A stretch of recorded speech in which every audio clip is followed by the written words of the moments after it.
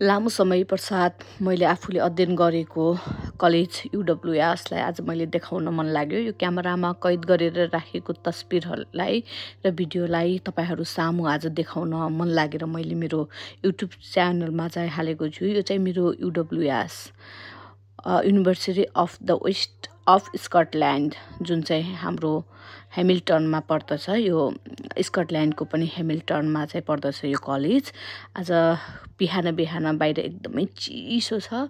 चिसोको बावजुद पनि हामी कलेज जानुपर्ने अवस्था आएको छ। विकली 3 दिन कलेज जाँदा पनि एकदमै रिफ्रेसमेन्ट हुन्छ। यो चाहिँ हाम्रो कलेज जाने बाटो, जङ्गलको बीचमा हाम्रो कलेज छ। यताउता जताततै जङ्गलै जङ्गल छ।